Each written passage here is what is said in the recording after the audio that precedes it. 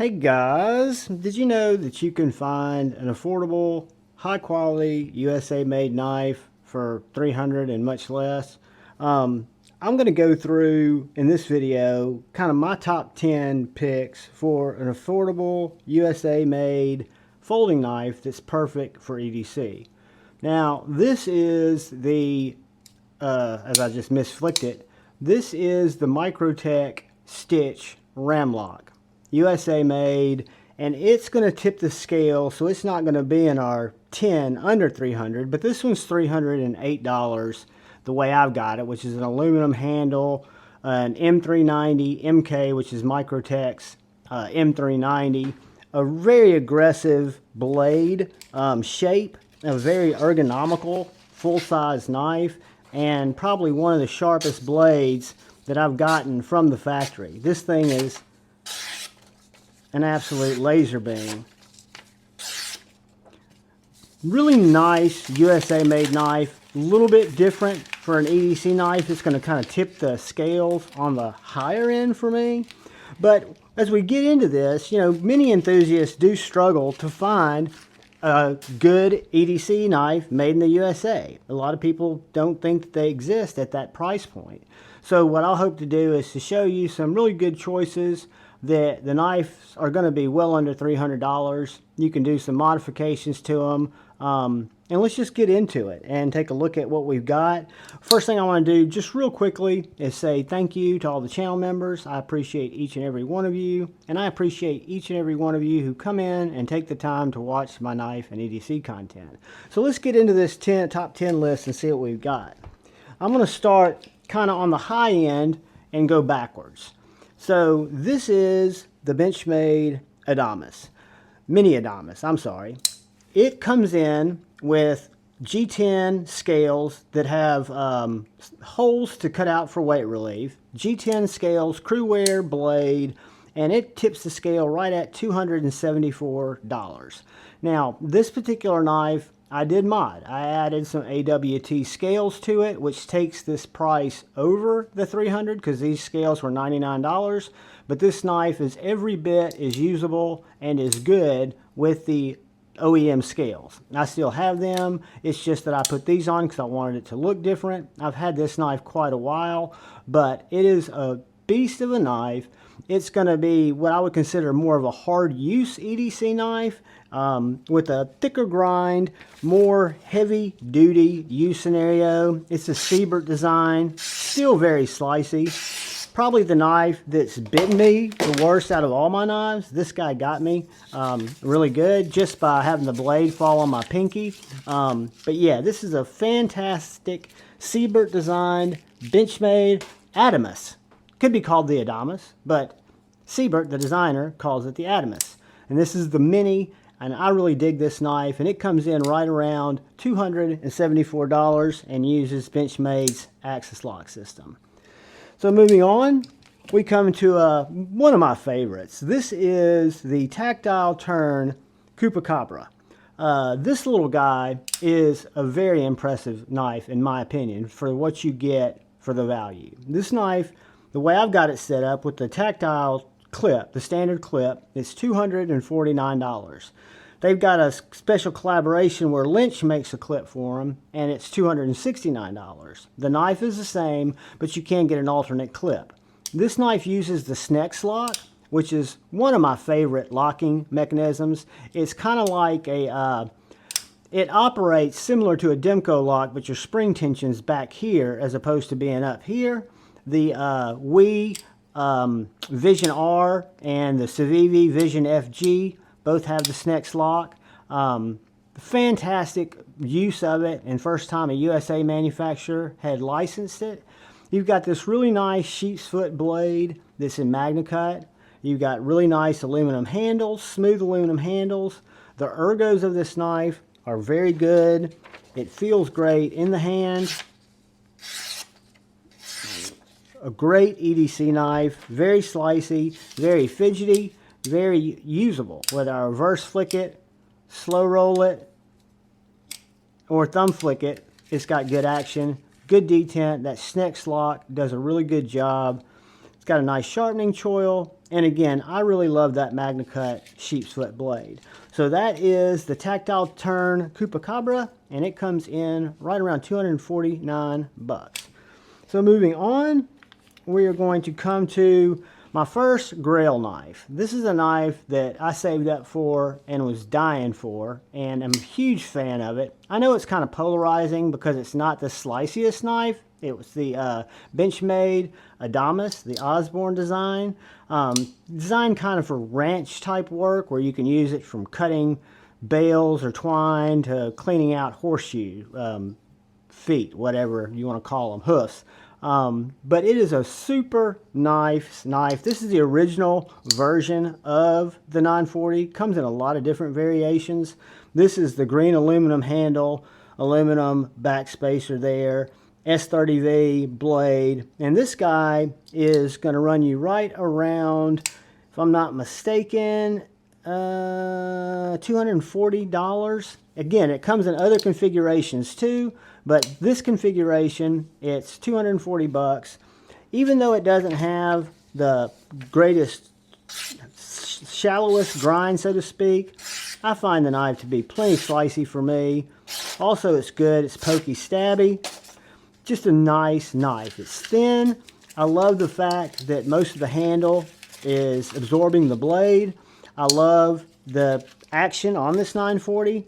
The Omega springs, or the axis locks, are not one of my favorite locking mechanisms, only because of the detent, but you see a lot of them in this price point, and they're very, very sturdy locks. And these ones, my favorites, all seem to have very good snappy detent, right? Whether you reverse flick it, slow roll it, or thumb flick it. But this is the Benchmade 940 Osborne, and S30V, clocking in, if I'm not mistaken, right around 240 bucks. Another fantastic value of a knife. This is a new offering, or newer offering, from Three Rivers Manufacturing, TRM. This is the Bulldog. It uses their River Lock, which is their version of the Axis Lock. However, I can tell you, you've got a much thicker, more refined liner system where this Axis or River Lock rolls, and the action and detent are not even comparable. This guy, I can slow roll it, I can thumb flick it, I can reverse finger flick it. This one's G10. This is going to be the entry level. You can get this all the way up to titanium. But this guy is in MagnaCut. It's the thickest blade stock that TRM's used in a folder. Don't think that that's going to be anything less than a laser beam. It's just going to be a little bit more durable, a little bit thicker, still extremely slicey. And this guy, when they drop, when you can find them on the site, I'll leave a link to their site. They come in at 225 bucks in G10. You can get them in contour G10. If you guys have shopped TRM, when you go to their page, you can look at the models that they have available, and then they'll be like plus 10 bucks for this scale, plus 15 bucks for this scale. But these guys start out right at 225 bucks. This is a fantastic USA-made EDC knife. I love it. I'm a huge, huge fan, and it's the TRM Bulldog. Moving on, we come to an OG in the bunch. This was the first Spyderco with a compression lock that I purchased when I started collecting knives again. My first Spyderco was a Dragonfly. It's made in Japan, but this is a Spyderco PM2. This was what started out as the Blurple Blue G10 S110V blade. This guy you can buy for 212 bucks with G10 scales. These scales right here are Purvis scales. This does have a Lynch clip on it and a hardware kit, but the Blurple scales and the stainless hardware make this knife every bit as good. This was the first Spyderco with a compression lock I bought. This is a Spyderco through my collection that I've probably opened the most packages with, cut the most cardboard with, carried the most. I've never sharpened it. I've stropped it.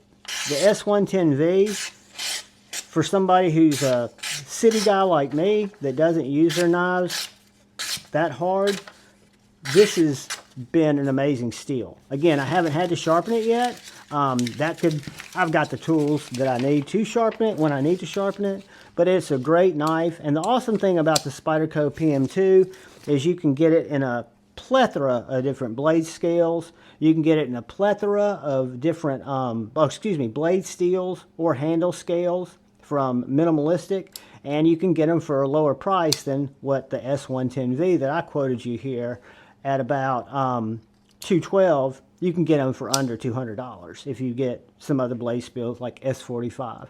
But again, a great value, probably one of the best or the best EDC knife for me in my collection. I just think this knife's designed perfectly. It's kind of the pinnacle of checking the boxes for a daily cutter that you can use, you can abuse. You don't want to go prying with the tip, but again, it's a fantastic knife. That's the Spyderco PM2, and it is a USA winner. So moving on, we come to the Benchmade Bugout. I think this is the best EDC Benchmade that there is. A lot of people think it's an underbuilt knife, which is made to be light, it's made to be thin, it's made to take up a minimal footprint in your pocket or in your pack. It's a minimalist knife. However, S30V coated blade, I added these Flytanium carbon fiber scales. This had FRN, and this guy I think comes in right around 200 bucks. I think this is the 535 that I added the Flytanium scales, about $99, maybe $79 for these scales. I've had them quite a while. I just put them on this knife kind of recently. But the Benchmade Bugout is a winner. I mean, I've got Benchmade Bugouts that are much more expensive. This one's going to be right around 300 bucks. This is an S90V carbon fiber. I forget which number it is, but you can get Bugouts in different blade steels too. You can get the S30V, you can get the S90V, and then Blade HQ has one in stock that's 20CV and G10 handles, but they're all USA made. They're all very good EDC knives, right? For cutting those things on your daily task, whether it be cardboard, whether it be paper, the Bugout's up to the challenge, right? So I think it's a great little find, a great little buy. And for an EDC knife, depending on what your need is, I think it checks a lot of boxes. It's very light, very minimalistic, and it cuts very, very well. So moving on, we come to a kind of a unique one that's going to tip the scales right at about 190 bucks. And this is an Emerson Mini A100. I would call this a hard use knife that makes for a very good EDC knife. It's got a chisel grind, so you've got a full grind on one side, a chisel on the bottom of the Scandi here. This knife is sharpened by Kyle Kuhnle, Clean Work Sharpening, and it is very, very slicey. However, it is massive. So you've got a very thick blade stock, you've got nice thick liners, you've got this very just robust blade. You notice it doesn't look centered in the handle, but it is if you look at the tip. It's just because of the grind being different on both sides. And that's because it's designed to be a cutting tool, right? This is the Mini A100. They also have a full-size A100. This is in CPM 154. A really neat knife. I was lucky enough to pick this up at Blade Binge on the secondary, and I added this Emerson clip that's a little bit more flashy, but it is a great hard use knife. In terms of hard use, made in America, to stick to a car door and still be under $200. I'm not a huge Emerson collector, but I did want the Mini A100, and I love this little knife. So we're going to continue our journey, and we're going to come to another one of my favorites. And this is the Spyderco Manix 2. This is the actual Knife Center exclusive that was in CPM Crewwear, and it had black G10 scales. I put these rock scale design scales and have upgraded it with the titanium ball cage and a light ceramic lock inside of that, that ball lock. But this guy, if you're going to pick up a G10 Manix 2 with the ball lock, you're going to be able to get into this knife for right around 180 bucks. This one I think was around $212 with the crewware when it came out as a special edition. But you've got a perfect EDC knife. It does have a little bit jimpy liners in the knife with G10. I picked up these scales that are linerless, so it allowed me to lose those liners. However, those liners actually give you more grip. I'm a city guy who doesn't really require more grip, so I had no problem doing away with those liners. But this is a very slicey little leaf blade that cuts great. It rips through cardboard. It'll rip through paper like a laser beam. And the Manix, I think a lot of people will agree, even though I gave the PM2 the top EDC knife because of all the different variations that you can get it in. And I like this lock. I do kind of like the compression lock too, but a lot of people will tell you this is their #1 Spyderco. Any of these knives that I'm showing in this video, I can highly recommend from personal experience, but you need to find the ones that suit you the best, right? But the Spyderco Manix is a huge winner, made in Golden, Colorado, USA Earth. Brings us to the last two, and they're going in ascending price range. This is a knife that is a fantastic value. It is the Ritter Hogue RSK MK1, I think. It is a Doug Ritter design. When he broke up and they severed ties with Benchmade, he was very, very integral in the Griptilian. That's why if you look at this knife, it looks like a Griptilian. However, you have a 20 CV blade. You've got very nicely milled G10 handles, long standoffs, a nice thick liner for that axis lock, that bar lock. And this guy tips the scales. Now, this one's 20 CV. Now they're Magna Cut, but you can pick up a Ritter Hogue for 180 bucks. Under $200, full-size knife that is as slicey as you'd ever want, and it's a little bit more hard use. They also have a mini version if you're looking for a smaller knife, but that is just, in my opinion, a great sized EDC knife. The Hogue, Ritter Hogue, I guess is the actual way to pronounce it, RSK MK1, only available at KnifeWorks. So I'll leave links to all these guys, and this is at knifeworks.com. They're over in Louisiana, and they've got an exclusive with Doug, and that is the Ritter Hogue. And we are going to move on to the last one in the group, and the most knife for the money, if you will, as it were, maybe. This is the Hogue Deca. This is a Gen 1 Hogue Deca. You can't get Gen 1 Hogue Decas now. Now they come in Magna Cut. This one was 20 CV. You can pick up this knife for $165 with G10 handles. This has some original goat handles on it, aluminum handles, but everything else is factory. Has great detent. You can get it in a drop point, or you can get it in a Wharncliffe. This is the Wharncliffe. Kind of very unique. It's got a compound grind. Very slicey. Very pokey, slicey, carby. So I prefer, I've got both variations, but I do prefer the Wharncliffe. I think it's just a unique look in a knife, and I think it's a fantastic knife. Guys, these knives just show that they're not cheap. They're not what I would consider budget knives, but for a USA made knife, if that's important to you, know that there are some very affordable options that are available, right? And they can run that gamut from under 100. And I mean, I don't have a lot of Kershaws.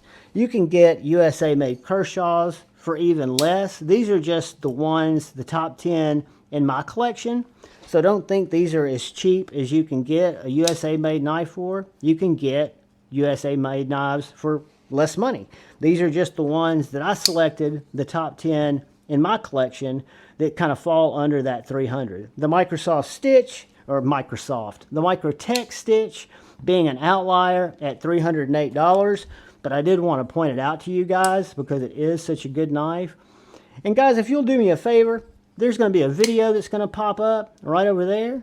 If you'd like to, watch that video. And if you haven't had a chance yet, if you'd be kind enough to hit that subscribe button and that bell notification icon down there, it would really help me out. But I just am glad you guys are here. I'm glad you watched the video. I hope you found it informative, educational, entertaining. Even though I blurred the words and called a Microtech Microsoft, do me a favor, please look out for the guy or gal to your left. Please look out for the guy or gal to your right. Please look out for each other. Go forward with love in your heart. Choose debate, not hate. Thumbs up. Love you all. Peace.